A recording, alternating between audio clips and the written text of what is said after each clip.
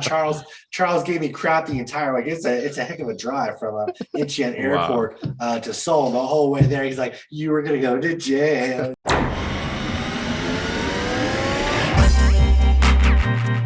The Cardano Army presents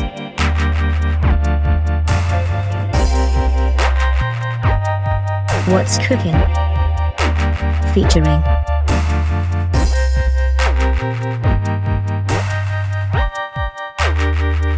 special guest Joshua Miller from IOHK.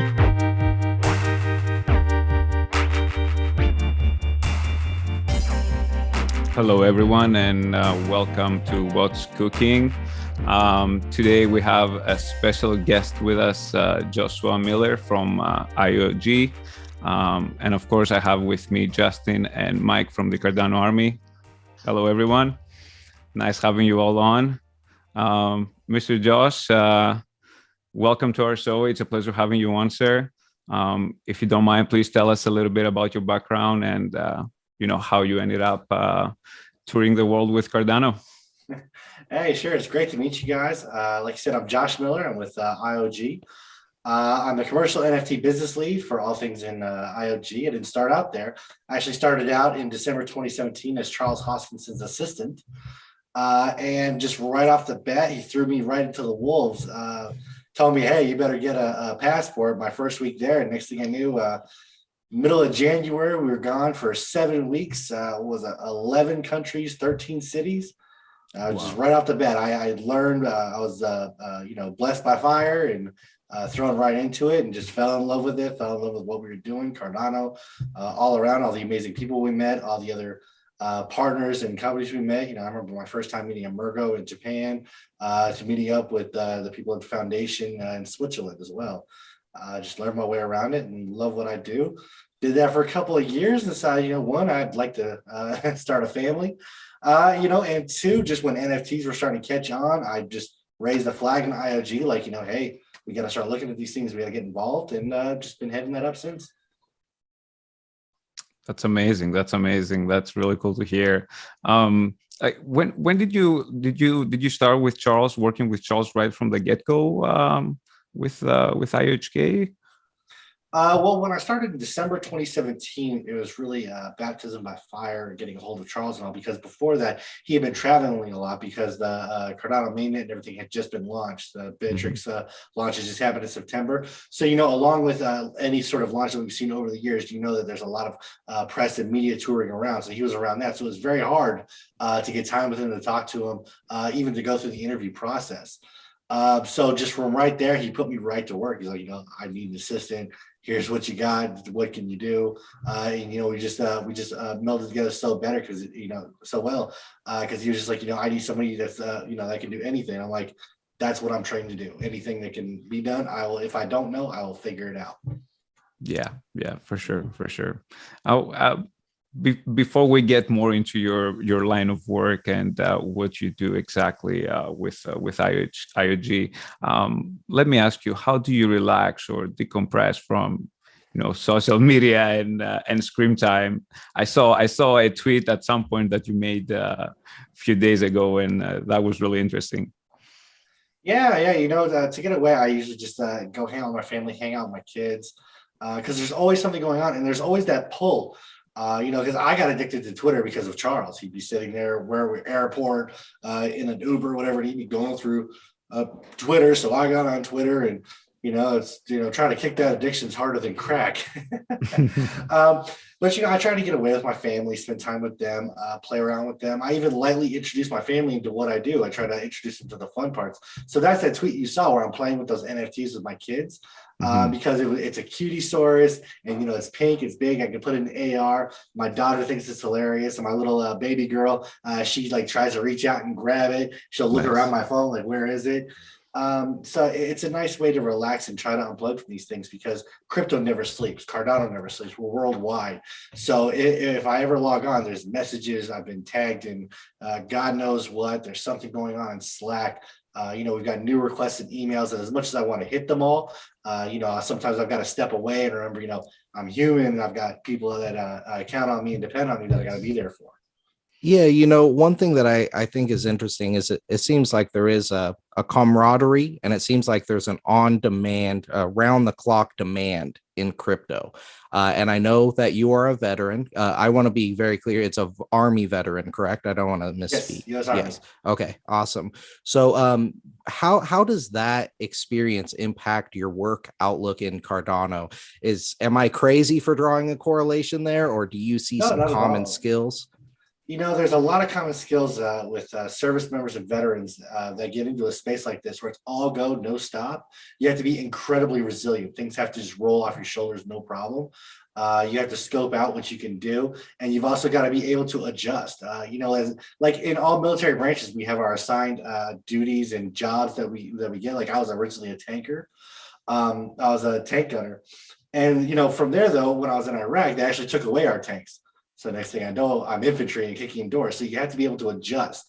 The same goes for the crypto space. You have to be able to adjust from one thing to another, from one role to another. Where we'll be doing commercial deals one second, the next second you're full on event planning. To the next instant you're actually doing your own due diligence to help out business intelligence, to interacting with the community and giving your opinion on certain things. You have to be able to wear any hat at any time, and that just resonates with all service members and veterans out there. We're able to take on anything that's thrown our way, and we're just drilled in and taught to just roll with it.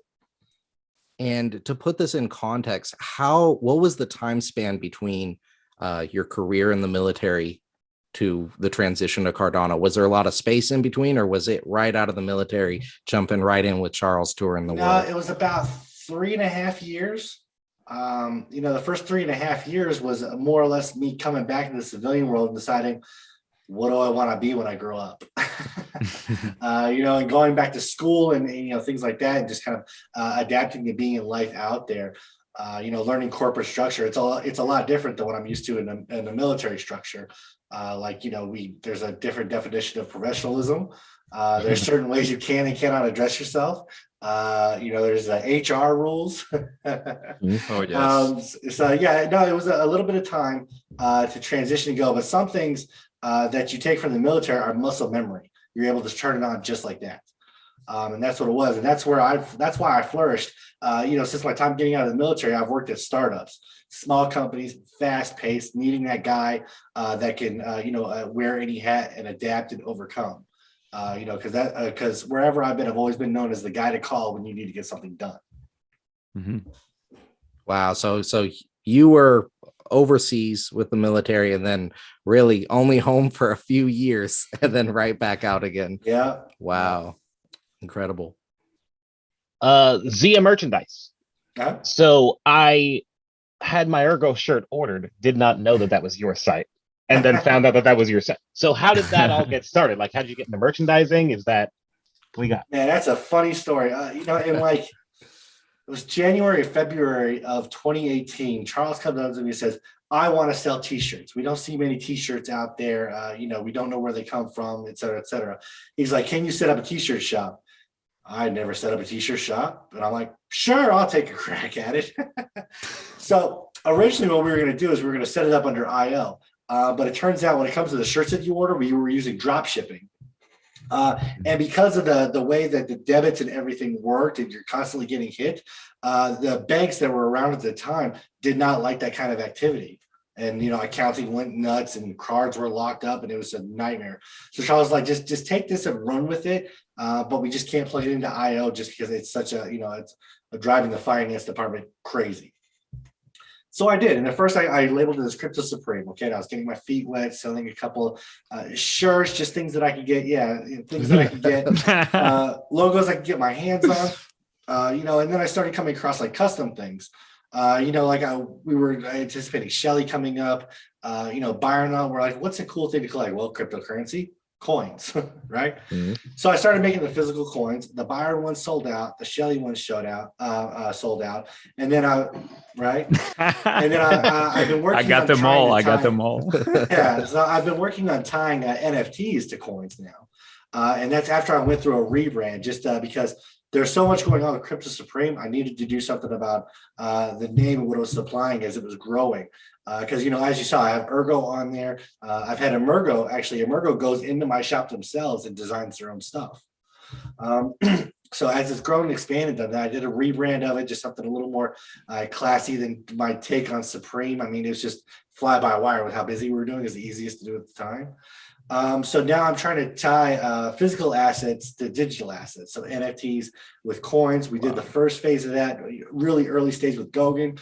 Didn't turn out incredibly well, but we learned a lot from it. So what I'm going to do with Basho and Voltaire is going to be huge. The ability to embed the redemption process for the NFT into the coin itself, we got down to a science. But it all spanned out just from Charles saying, hey, I want some t-shirts. And it came in handy over the years because we go to these different conferences and we would bring merch with us. If he was speaking at an event, I'd bring some merch with us. One year we actually, I filled up an entire suitcase with the ETC Mantis wallet t-shirts, and I took it to Korea. And I got stopped at the airport by the customs checks there. And they're like, what are you doing with all these t-shirts? Are you going to sell them? I'm like, no, they're giveaways. Please don't put me in Korea jail. I got out and Charles gave me crap the entire, it's a heck of a drive from Incheon airport to Seoul the whole way there. He's like, you were going to go to jail. Yeah, okay, I know. Next time, split them up. Put in the bag that this is for giveaway purpose only. I know that now. We've done that, for years. Even, I live in Denver, so we've stopped at ETH Denver. We did it, I think last time was 2019 because right before the pandemic hit, we literally just showed up and brought some shirts with us, went and checked out the hackathon. We've done that kind of guerrilla style marketing on our own there. And it's just something that stuck with me. And it's great to run there and try out new things as well. I've helped out stake pool operators with orders that they need. IO themselves, whenever they want to do an order, they come to me. Or me myself, being in NFTs, I'm starting to get us to more NFT events as they're up and coming. We went to NFT.nyc, we went to DecentralCon Miami, and we had partners and we had ourselves that brought merch for it, swag bags and all this cool stuff that has really panned out. So it's a really useful tool to have, and I get called on it all the time. Like, I'm not sure when this podcast is going to come out, but I've got to bring 100 shirts with me to meet Charles at ETH Denver next week. Wow. I just wanted to ask you, what about CNFT Con? Are you going to be there? Planning on it. All the Cardano related events, especially in NFT, I'm trying to get us involved in. Okay. Right now, first up is CNFT Awards. That's coming up. Everybody, if you're hearing this now, go vote. Yes. But yeah, it's like the CNFT Con. There's one in Vegas, and then there's one I think Bloompool is putting on in Gaylord, Colorado. Yes. So we're looking at all those. I'm trying to hit all the events as fast as I can. But it's definitely on my list that we're going to be at, that we're going to participate in. Just like the CNFT Awards, they came to me, wanted me to get involved. I got on the horn. We got Emergo in. We got the Cardano Foundation, marketing it out there. We've got Bondly in there, just brought a lot of players to the table. And that's through the partnerships we've built. So we definitely want to get involved with CNFTs, our partners, our friends out there, and, make an appearance. Like, we support you 100%. What can we help with? And also, we'd love to see you guys thriving. Have you had any NFT project coming up to you and asking you to do any collaboration with merchandising as well? No, not so much, not yet. A lot of these NFT drops are still in their very initial phase, but they're doing their first phase 1 drops. They're more or less just digital assets. But I'm excited for, if I get approached about wanting to tie shirts to it, print your NFT on a shirt, or I even have the ability now, we can set up redemption via, if you bought a shirt, a hat or something, we can actually put a QR code on it that can go to a redemption page and you can redeem it now. We've got that ability. Wow. That's nice. I just want to say that was an incredible history of the merch and how that came to be. And just want to personally say thank you. Cardano, I think the whole ecosystem has just one of the most badass merch lines. And there's such a strong history behind it. And just props to you, man.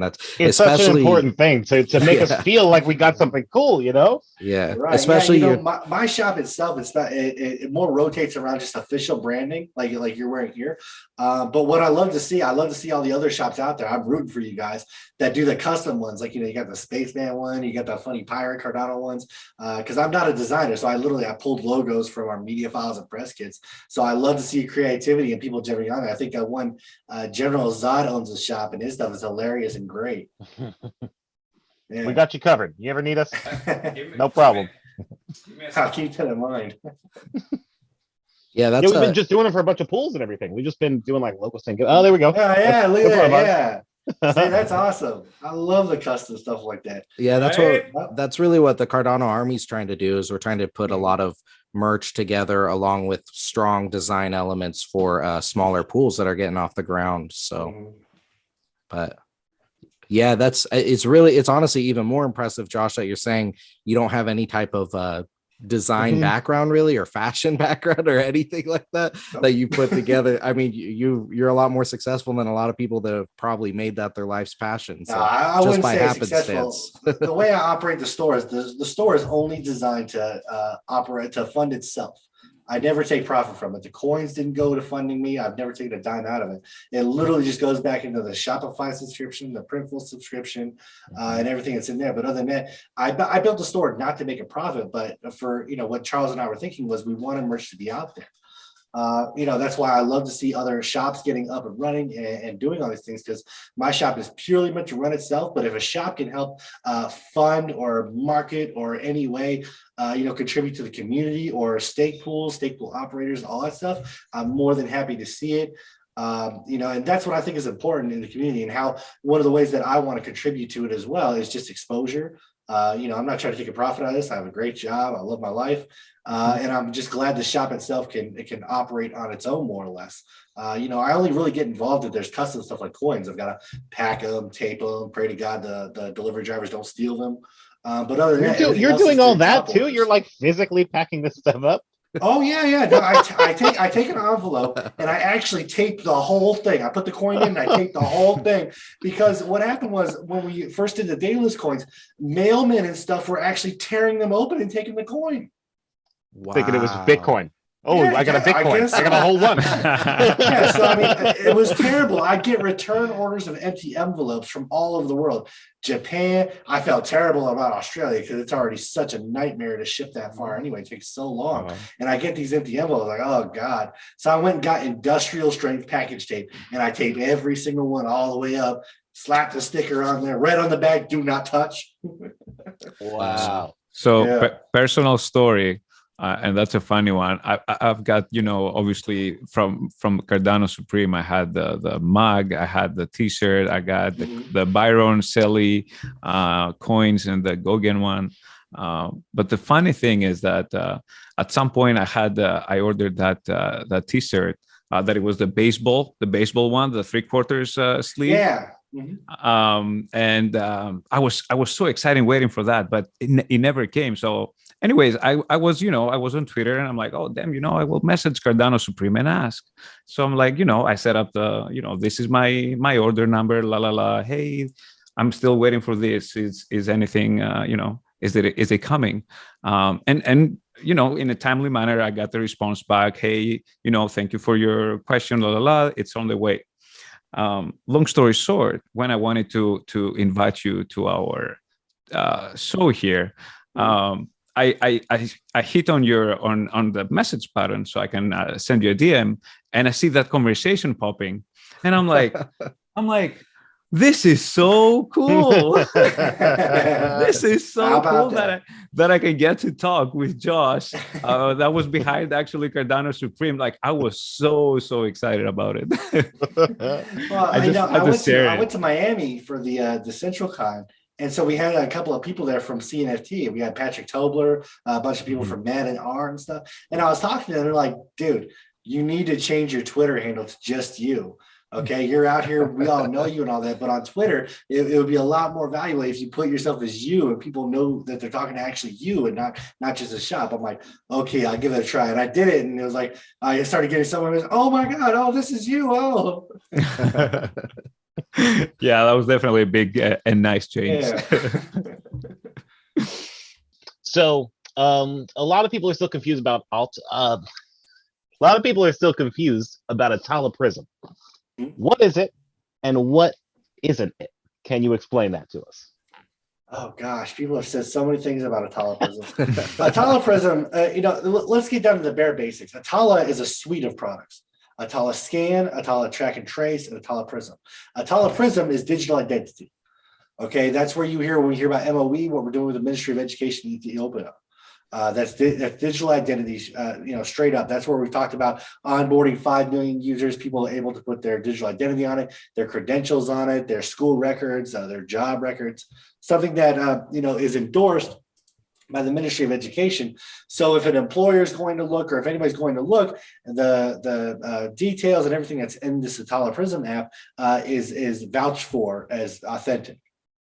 Okay, so it's put in by the Ministry of Education, or however that works, but it's a great reference tool.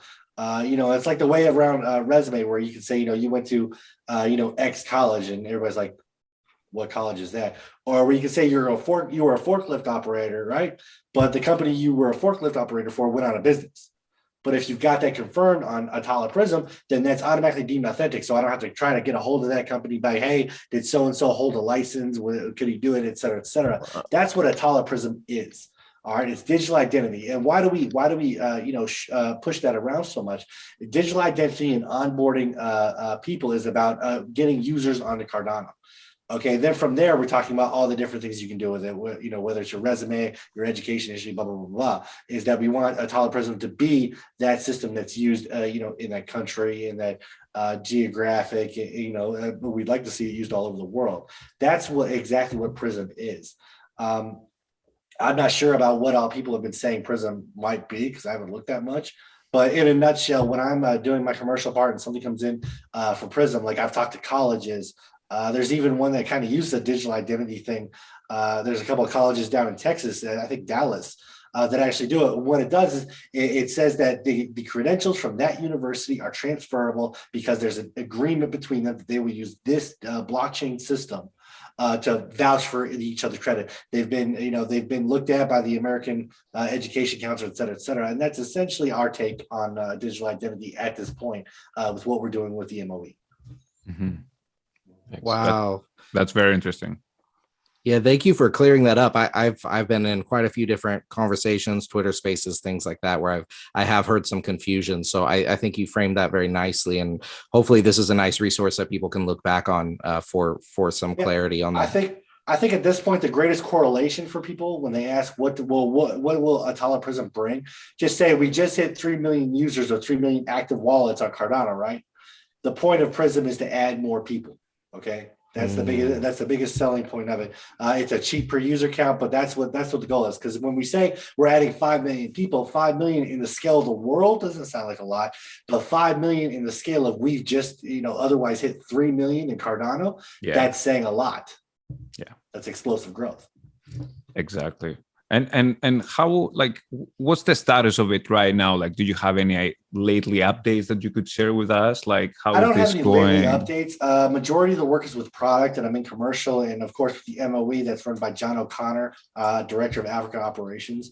But from what I do hear, it's going well. And John is the kind of guy, we took him from England, dropped him in Ethiopia because that's where he wanted to go, and let him go to work. And now look at him.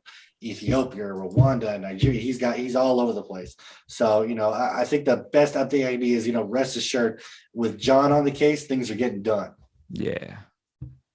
Awesome. So I want to shift gears a little bit. Thank you for clearing up Atala. I want to shift gears into NFTs, because it really seems like, honestly, you're the NFT guy in our space, and it seems like it's really what you're passionate about. So you were an early advocate of NFTs as much more than just JPEGs and profile pictures, right? So where do you see the NFT space headed in the future? Do you have a few examples of things that are starting to sprout up? Is there anything you would like to see? Sure. I just went off the bat, just how I got started in NFTs was, I love the idea of it, and I started researching on it. But really, you call me the NFT guy, but I learned from you guys. the community. Okay, because no, in like January, February last year, I saw NFTs. I started looking it up. I understood what I could understood, but then again, you get into the technical and metadata and standards and all that stuff. I reached out to the community. There's the guys from Token, Adam and a couple of others that I spent hours on hours asking the questions on Telegram. Patrick Tobler, taught me a lot about standards itself, because there's what I saw in NFTs and what I know they can do. And then there's, me being on that level, technically enough to be able to explain it to people, especially, within IOG as well, to say what's going on and, what's needed here and there, because they come to me with these questions. And it's really been the community and CNFT that's helped me get to where I am. So I just want to shout out to everybody out there that helped me to get this far. With IOG getting involved, with us appearing at conferences, to everything, you guys hitting us up, we're being able to put together partnerships and all that other stuff. That's you guys, the CNFT community. It's all thanks to you guys. I got it from you guys, and you guys mentored me into this. So thank you. And then otherwise, what I see for NFTs, CNFT, and all that around is, I think where we're at right now with JPEGs and images and art, that sort of thing. I think that's the foundational level. I think everything has to have a starting point. Mm-hmm. And we're seeing more and more, slight use cases where everybody's trying new things. They're trying to tie physical to digital. They're trying fractionalization of art pieces, of exotic cars and things like that. Where I think, if I were to take the long view of NFTs are going to be what we use to cut out the middleman and make things happen and get things done. We're talking about auto loans. We're talking about mortgages. We're talking about a more of a way to trade your digital identity. Okay, because you can tie digital identity in tokens, as NFTs. So if you ask for my credit report, I can use my token, my NFT, and you can do a check on the spot, because God knows the credit bureaus are terrible. Yeah. I see them being all these different use cases. Okay, it comes down to rent. It comes down to what Alfa Romero is putting, like trying to go head to head with Carfax. Your car's maintenance, your car's history, everything is getting loaded into an NFT. They're the first that I found to do that. And that's taking on Carfax. That's a major market share to go after. It's very bold to do. But that's the potential and opportunity behind NFTs, because we have to look at not just getting these, collecting these, trading these, swapping these, but we have to look at product life cycle. Like one day that Alfa Romero is going to be 30 years old, passed on to God knows whose kid. And the same can be said for the luxury good market. When we think of luxury good market, we think of one-off. What do we think of? Anti-counterfeiting, authentication, et cetera, first scale, second sale. But you can actually use NFTs to identify the buyer. So if I buy my wife a secondhand LV bag that's authenticated, that also has to be owned by Scarlett Johansson. Right? Whoa. That's where, fashion and all that, I feel like they're on their level one as well, because we're seeing them come out and do like digital fashion, and it's an NFT, you can dress up your avatar and all that. But it's going to get to the point where you're going to tie that to anti-counterfeiting, and then they're going to work with all the people out there that specialize in secondhand. There are specialized shops that specifically work with brands like LV, Prada, et cetera, for secondhand sales. And they've got to authenticate these things, and they've got to tie purpose to it. But once it hits that graph, though, LV, once it's out the door, loses track of it. They have no idea what happened to it. So, the use of NFTs along with a product lifestyle is going to unlock so much more data. Where do these bags end up? The same happened with I don't know if it was Adidas or New Balance as well. They found out the majority of their secondhand sales of shoes somehow ended up in Italy. Yeah, Italy. I heard about that. Yeah, that's crazy, random, bro. Right? Yeah. So that's where I see it going long term, is we're going to be able to tie NFTs to everything. Okay, I'm going to be able to use a token pass to rent a movie. I'm going to be able to use a token pass to unlock something on HBO Max. I'm going to be able to use a token pass itself to give my friend access to my car via an app. Like, via the smart contract, I'm going to rent my Santa Cruz token to him for 72 hours, et cetera, or it's going to be at the point where, you can't go more than 800 miles. And, maybe in a smart contract through the app and through the intelligence of vehicles and what they have now, like, you can't take it over 80 miles an hour. Yeah. Right. A super cool thing regarding the future and how super cool things can be is, I was actually on a Twitter space a couple days ago or yesterday, and they were talking about tokenizing, a real estate. Like, so I have my own house and I will tokenize it and I will make, let's say, 100 NFTs, and that would be the equity of the house. And you could either resell them or and other people would have ownership of that, of the house as well. Really interesting concept and really crazy things that we can do. And to follow up to the next question, there is obviously, with the NFTs and everything else, now we see all these DAOs coming out, and different projects start having their own tokens on their NFTs and everything else. How do you see the future on that, on Cardano? I think DAOs are a great thing if they're run the great way. I was reading something, and I can't remember specifically what it was on, but it was something that was labeled as a DAO, and somebody straight up stepped in and said, "That's it, I'm in charge. You people can't vote. This is getting nowhere." And I'm like, well, that's how a DAO dies. Yes. Right. I think there's a lot of, if you think of a DAO, there's got to be a lot of advocates for it. There's got to be a lot of people advocating for it. But one downside to a DAO that I've seen and heard of are people buying their way in. Buying influence, buying power, et cetera, so they're controlling the vote. So DAOs, I think, are very much in their infancy. I think there's a lot of work to be done, but they need a lot of more ruling and tasking as to what can take place and at what point is somebody getting too much control. We talk about in traditional Wall Street insider trading, we talk about that being rampant in crypto. And then when it comes to DAOs as well, if you have more money and more power, more influence, you're not really decentralized, are you? Yes. So I see a lot of potential there, but I think it's very much in infancy.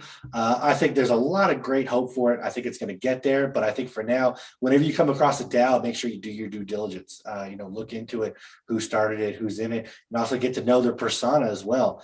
Are they the type that's actually interested in decentralized service, or are they more playing a money bit? Mm-hmm. Money is greed, man. And when I see these all these projects out there that are creating a token for themselves, I look at the utility of the token. There's the utility of the NFT and there's the utility of the token itself. If they're building out a vast network and a vast, metaverse or anything they're doing, and that token has a lot of play into it, like we're starting to see with a lot of these NFT related blockchain games, then that's a fantastic way to go about it and fundraise, get yourself out on exchanges. And a lot of things that I tend to look for nowadays is who they're partnered up with, because these tokens and everything should be cross-platform. Okay, there should be benefits to me using Chef token, and there should be benefits to me using Lovelace tokens all around, because I'm going to want to collect both. Yeah. But if everybody's coming together and there's an economy around it, and I can use these tokens all over the place, especially with special perks and incentives. If I use Chef pool over Lovelace pool, then I get some sort of special skin or just things off the top of the head. But if there's a really rich and expanding economy to it, especially the roadmap or where they're going, then there's a lot of opportunity to be said there. And especially if we see these NFT operators and how we're starting to see the NFT and stake pool operate, where if you delegate to a stake pool, they get you an NFT every epoch or so. The same goes with their own token as well. Where there's a lot of cross-pollination, but they have to make sure these tokens are useful. There's a lot of tokens that just don't have that utility yet. I've got 500 million Hosky tokens. Only? No idea what to do with them. I've got a whole bunch of only 500. I'm waiting for the stripper coin to be useful. You're not a billionaire, man. I don't know what that means in Hosky terms, man. I keep it's like Willy Wonka in the Chocolate Factory. What do you get? One chocolate bar? You got it. Yeah, well, the guy that I work with, my boss actually, Dan Friedman, he's out in Osaka, Japan. He's really close with the Hosky guys. And I know Dan very well. Hey, I need something to do with these tokens, man. We have Daniel Friedman actually coming next week. Yes. Yes, but I'm a proud Hosky billionaire. I can say that. That's the only thing that I'm a billionaire right now. The biggest utility and the love that I have for Hosky is just his mentality. Okay, yes. He's not serious. He has fun with it. He likes to poke at people. That's entertaining. That's it is almost a Joe Rogan kind of move. And I'd like to see some utility around that, where maybe in a Lovelace game or something, if you have Hosky tokens, you can unlock a Hosky face character, or you can unlock the ability for the character in Lovelace to take a little Hosky poop or something. I think that'd be fun. That'd be very cool. Yes. Yeah. Yeah, I think Hosky was a breath of fresh air with when things were very serious and technical. And I don't want to say bland or boring because so much respect for everyone who really has that technical role here. But he just kind of, I remember when it first popped up, Mike and I were actually pulling Hosky on day one. We were like, what is this thing? And it was just like new energy, new life into the space, So Yeah, that's another way that I take a break from all the things that go on Twitter because it's so serious. This is going on. The network's operating this. All these things going on, and so it's nice and refreshing to see the funny ones like Hosky token, EOK, the parrot. Yes. yeah. I have an NFT of his bathwater.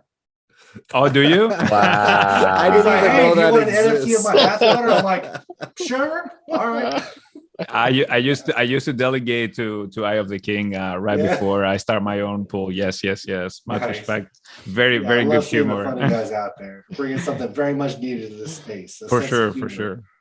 So I want to kind of shift gears here a little bit, Josh. We've talked about a lot of future use cases for NFTs, which I kind of want to give you credit. I've heard a lot of people talk about the future of NFTs and where it's going. And I personally heard you mention multiple use cases that I have never heard before.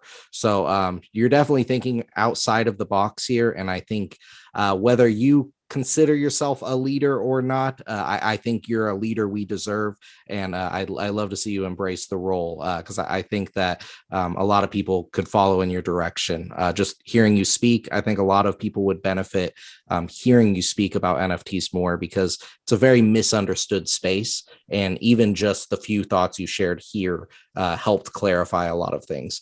So I actually want to read you a few tweets about NFTs. I'm going to read them aloud. One of them is that someone else posted, and then ones that you did. It's nothing bad, so don't think, oh crap, what's this guy going to read to me? Okay, but it's you referred to, you wanted to tell a story, and I want to just position this here with you. See if you're down to tell us this story. Okay, so a user out there puts, if you're an avid CNFT trader / collector, then you need to realize you're part of the reason this blockchain is super congested. This was just a couple days ago. This was the 1st of February, right?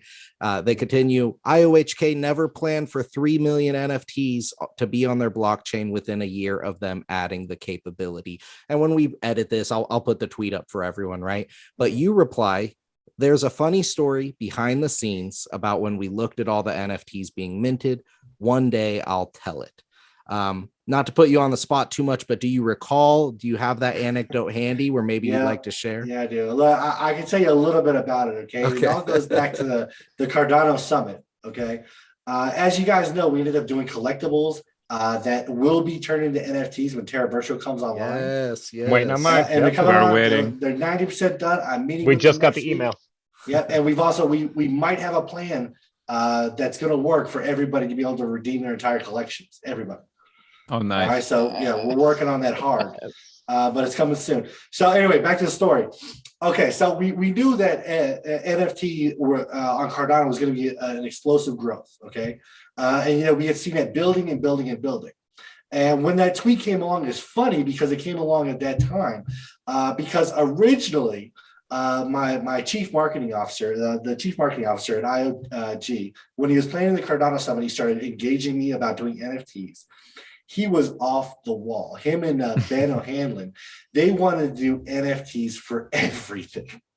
Okay. And, Ben, God bless him, great at marketing, but God, he wanted to take a QR code and put a scavenger hunt, an NFT scavenger hunt around each location that we had. There was one in Austin, there was one in London. We had these locations. He wanted to do that and actually have an NFT scavenger hunt.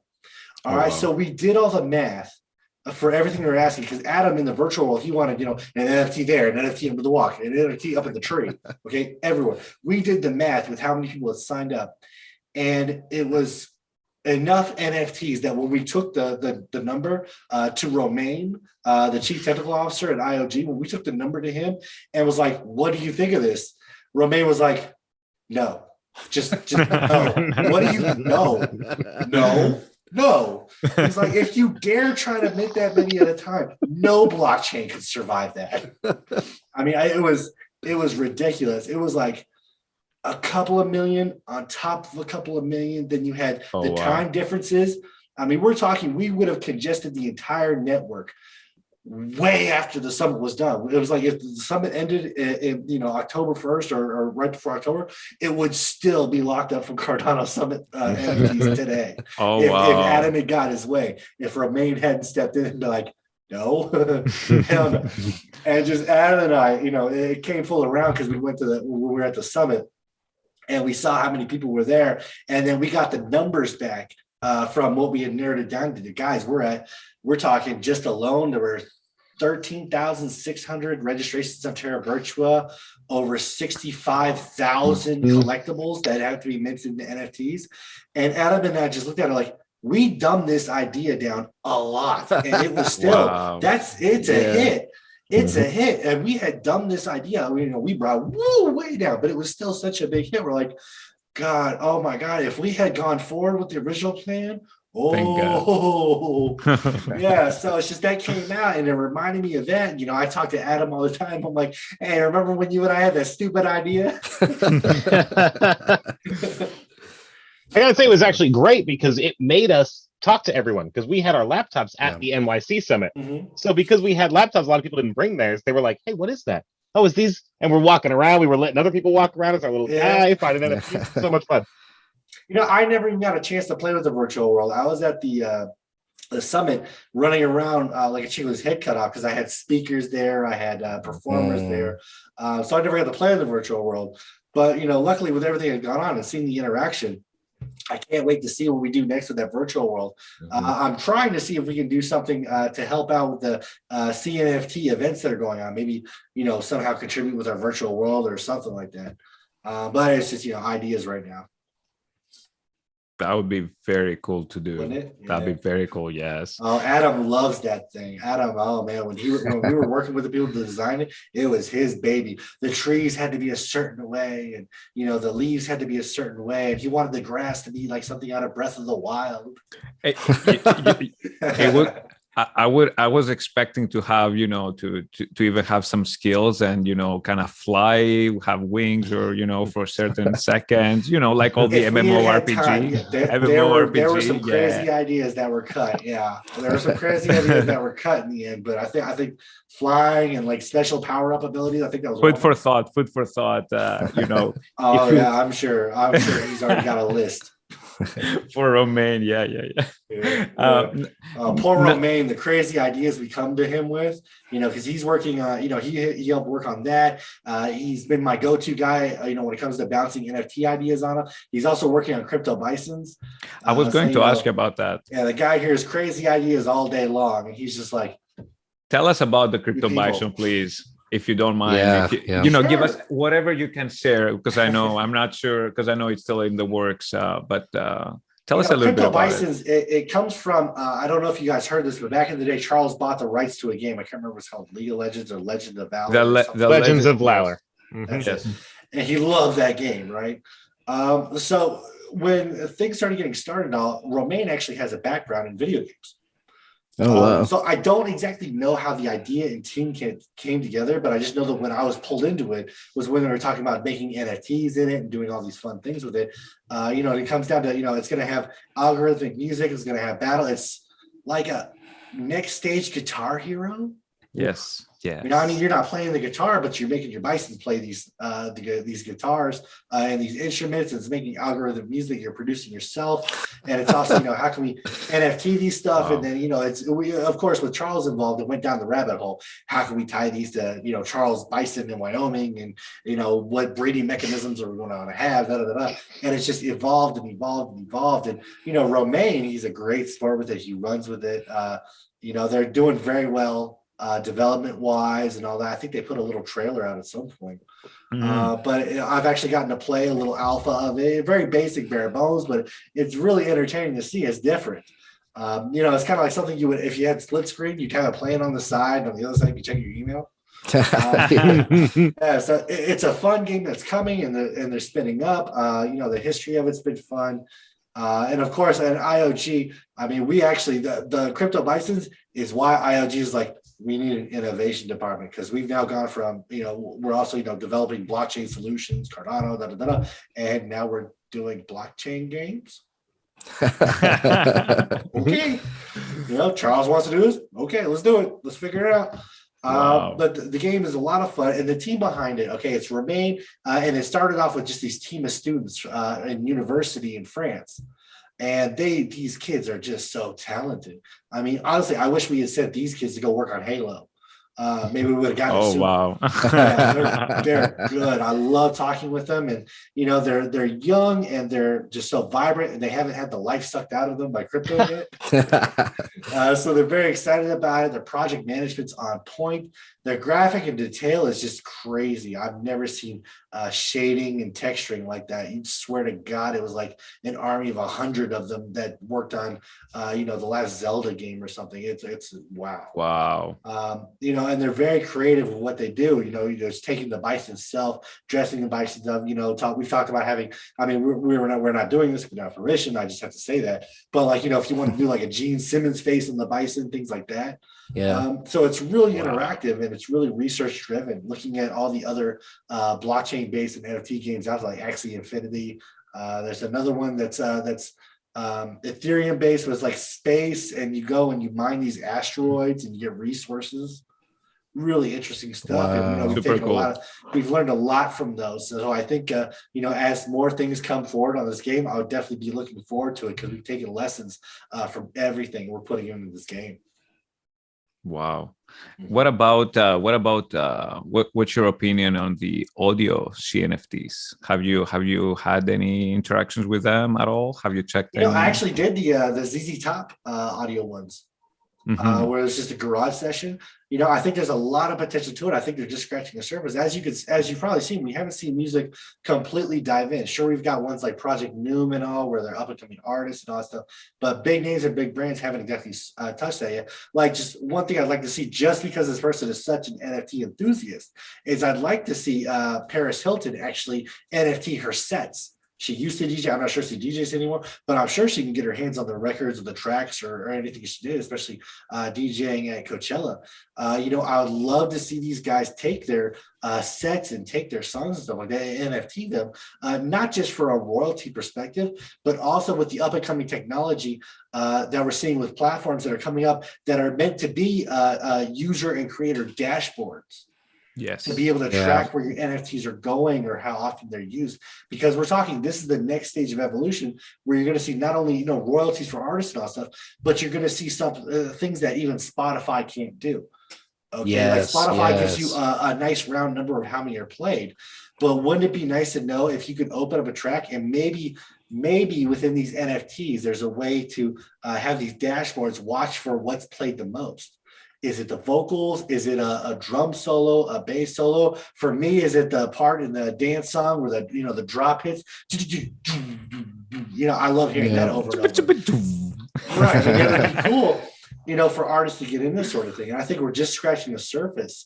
Because right now, what we're hearing around music and all that stuff is people want to put their projects out there, put their songs out there, and try to either raise funds from it, which is a great idea. If I'm a new and upcoming artist, besides getting gigs and besides just streaming it for free, you could put it out there, put a little clip out there, and have people buy the NFTs and contribute to you helping to fund your studio time or whatever you've got to do there. I don't know the music industry inside and out, but just things like that.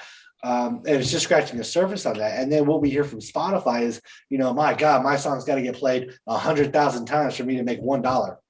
Yeah. Well, there was a big milestone. Spotify just paid their artists their $100th this year. That's a joke. Right.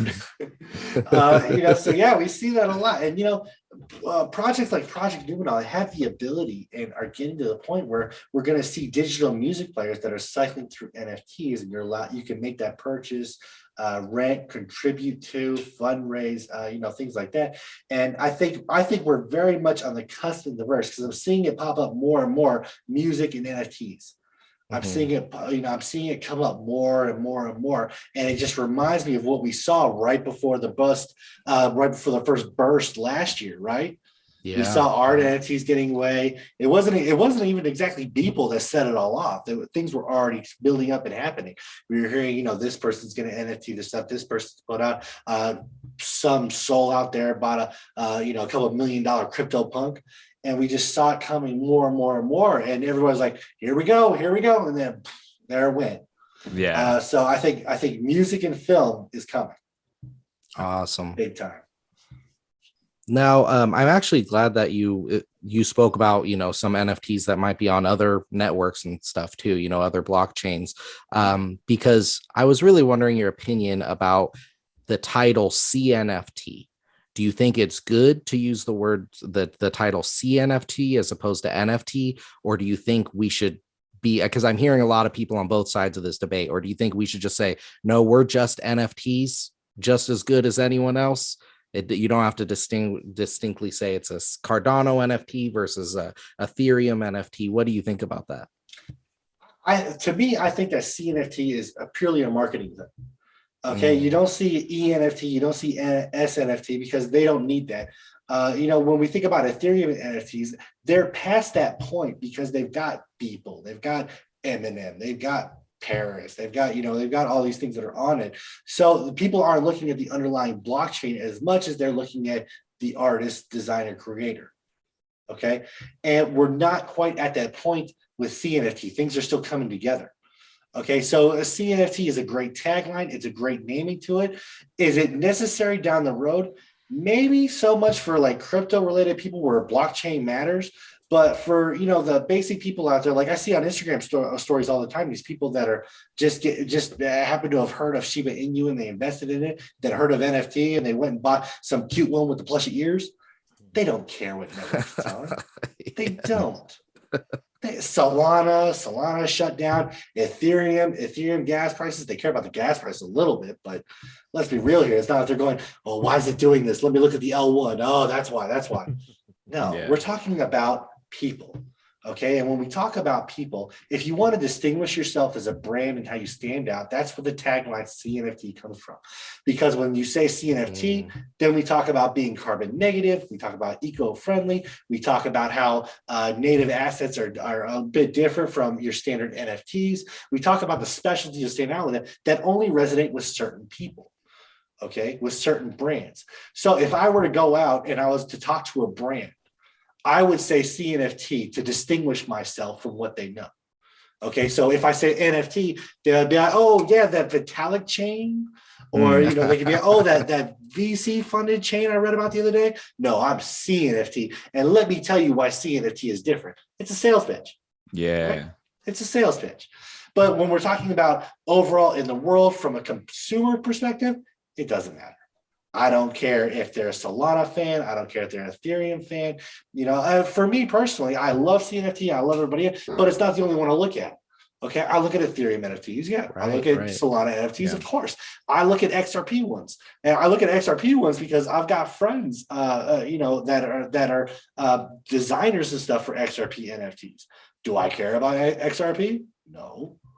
Do I still think it's a bank token? Pretty much. Yeah. But from a consumer perspective, this artist, this creator is making this work on that platform. Mm-hmm. And I'm supportive of that. And I like their mission. I don't care about the chain. I'm supporting my friend's work.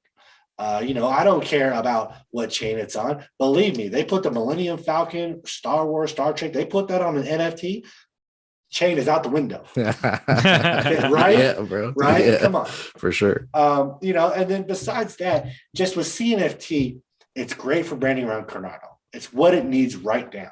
Okay. When you go out and say CNFT, you guys are doing us all a favor. Anybody doing enterprise things, you're doing, NFT Maker Pro a favor, CNFT.io, Artano. We're doing them a favor by distinguishing the difference between our NFTs and what they mean. Okay, so you've got certain brands out there, just to reiterate this, you've got certain brands out there that are using certain ones, okay, and they're not so much concerned at or know about or understand the environmental impacts. So let's say that's an example.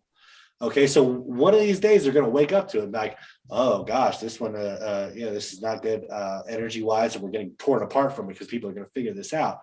Oh, we need to find one that's friendly. Okay, so that's why like Tezos doesn't go out to like TNFT, but they go out there as, we're carbon neutral, we're Tezos, we're different. Right. That's their battle cry. CNFT and NFT is our battle cry. So, there's pros and cons to it too. I don't want to see anybody ever really referring to, CNFT to somebody that knows absolutely nothing about blockchain or gives a crap, quite frankly. But I do want to see them out there. Hey, CNFT is great. There's so many trees that have been planted. We're so consciously, thinking about what we're doing. These NFTs support this cause. This CNFT supports this cause especially. This CNFT helps fund these SPOs. Things that actually relate to Cardano is why CNFT is okay. Is why it's important to say CNFT. That's when the battle cry is needed. What do you think? I think it makes a lot of sense. Yeah.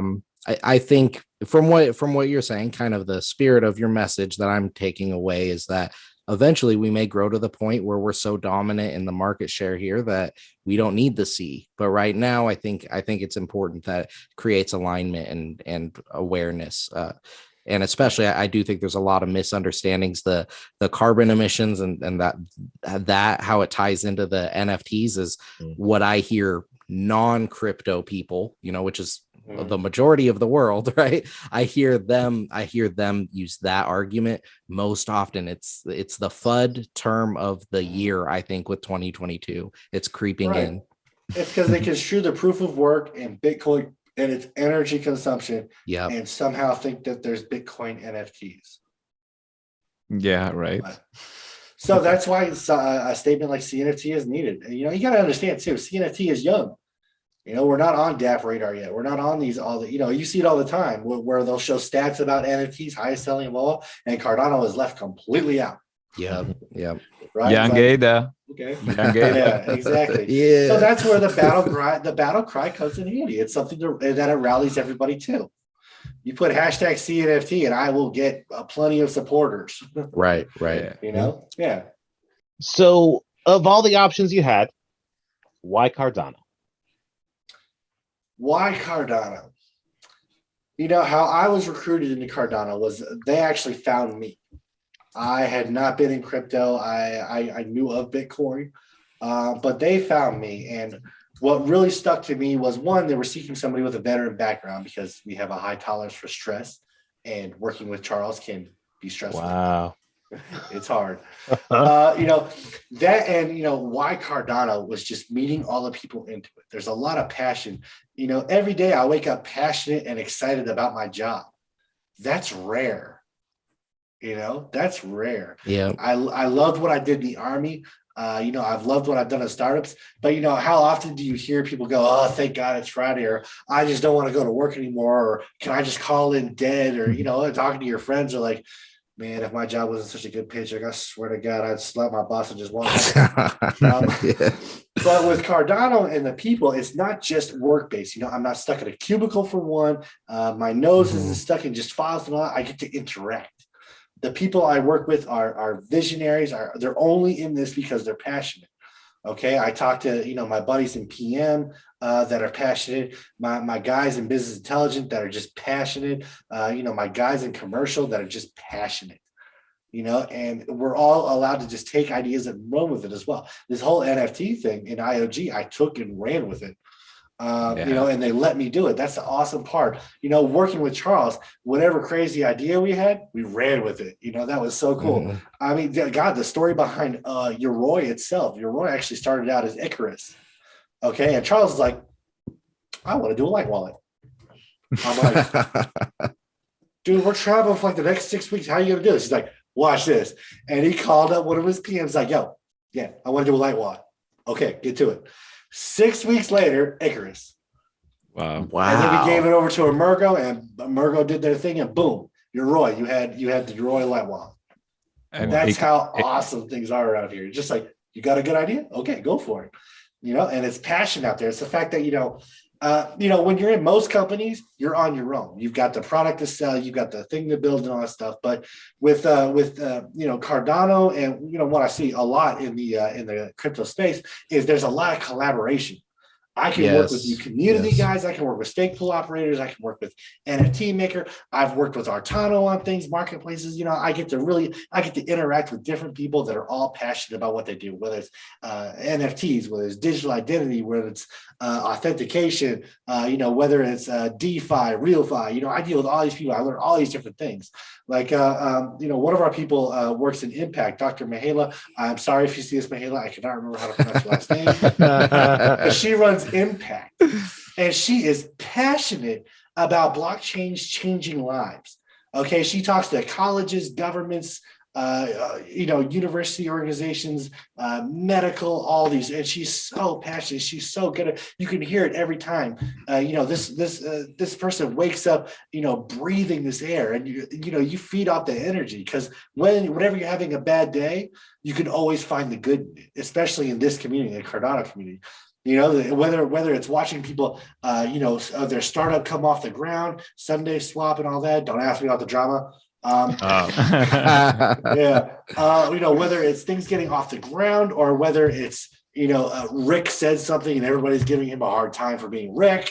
There's just so much communication and all this vibe and energy that makes Cardano really stand out. Because if you look, there's a lot of communities that are communities like Solana and all stuff, but they're not nearly as tightly webbed. Yes. Okay, they're not nearly as passionate and put together and cooperative.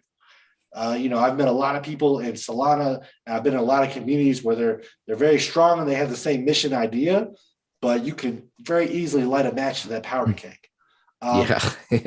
Yeah. But you don't see that much anywhere else. You see people, XRP, they're on XRP's side as long as XRP is doing well. Ethereum, we've all dealt with Ethereum people. There are great ones. Don't get me wrong, there are ones that I love. They're like .f. They're cool. I would get a beer with them. And then there's other ones that are like, F is the replacement of Bitcoin. You're missing the revolution. Like, bro, go smoke a joint and chill out. Come on, it's not that serious. Yeah. It's just it's part of being in the right community. And you see those elsewhere. I don't know all the crypto communities out there, obviously, but Cardano, it stuck with me. It's kept me here. It's kept me passionate. It's kept me driving. I've been here a little over 4 years. I have no intention of going anywhere. But 4 years in the market nowadays, that's saying something. They're doing something right. It's an eternity in crypto time. Yeah, right. It's a whole crypto winter, that's for sure. Yeah. That was a long, man. I came in right as the 2018 winter hit. I bought Cardano at 42 cents. My wife and I were in my living room jumping up and down when it hit $1.17. And then we watched it go to 2. And my wife's like, "You're an idiot." I'm like, be patient, honey. Be patient. trying to tell my wife to be patient. She's Mongolian. She's a warrior race. They don't do patience. They do conquer the world and kill everyone. There's a reason the women were in charge. I'm learning that. Josh, I have a last question, but it's one of the it's really dear to me. Now I know you've traveled the world with Charles, and obviously you've had quite a few conversations. So you do have his vision in you and everything else. What is your view on decentralization? Like, what do you think about decentralization in general? Like, what is your idea? How do you define it? And a follow-up question to that is, how do you see decentralization in our ecosystem and the future of it, with however you see things going? Decentralization to me is really the fair distribution of everything that goes on. When we talk about decentralization in Cardano, we talk about stake pools, and we've got that whole stake pool, multi-pool spiff going on. Decentralization around organizations, decentralization around products and decisions that are made. I think decentralization is an amazing thing. I think it's a great move forward. I think decentralization is important as well, because you can't have these monopolies out there. You see, Microsoft just bought Activision, right? And the government is stepping in. Yeah. Okay. And if Amazon does anything, the government steps in. And then the Apple and I can't remember the game, Epic Games, they were fighting with over fees and things like that. It's because it's so centralized. Okay. Apple's, centralization leads to greed. Apple is an incredibly rich company. All right. To be honest, if it wasn't a big deal to investors, they wouldn't lose a lot off the top by cutting out or lowering those fees. They really wouldn't. But they've got stockholders to think about. They've got investors. That's incredible centralization because there's pressure on them to up prices, to hold the guard line and all that stuff. It's not about what's good for the economy. It's not about what's good for the world. It's about what's good for Apple and its investors. Always. And that's the way it goes. Decentralization, though, is a lot different. Okay. If we talk just from the basics, like a decentralized company, not having one basic place to go means, IOG itself has the opportunity to hire all over the world. We have expert talent here in America, and I'm not just being greedy. I'm not the only one here in America. We've got Asia, we've got Africa, we've got a buddy of mine that works in commercial that's in Mongolia. You got everything in Africa, Latin America. That's decentralized, right? Now, decentralized organization in that sense is bringing all this different talent together that you would not typically find locally. Okay, that where it would require a lot of logistics and a lot behind it to be like, hey, we like you over in France, come work here in California. Yeah. There's a lot behind that. Okay. Now, if we step it up a gauge to Cardano and decentralization and decision making, okay, I think that's imperative for governance and the direction of the chain that it's going, because it shouldn't be decided by a single entity. We've seen what happens with that. We've seen hard forks. We've seen just utter brutal attacks on each other. Okay, but with Cardano, decentralization is not just having a voice about the matter, but having an impact on which decision is made. Okay, and that's like the most important. The more stake pools we have, the more people that are making choices, the better these stake pools do. Again, we're talking about SPO and MPO. I won't get into that.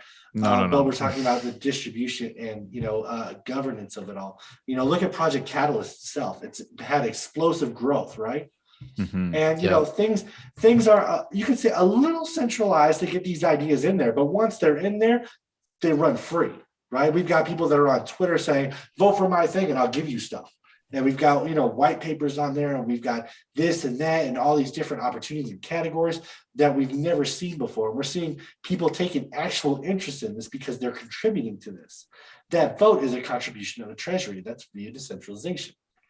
So I think it's incredibly important to, one, no one person should have too much power. Two, an organization should not have a monopoly.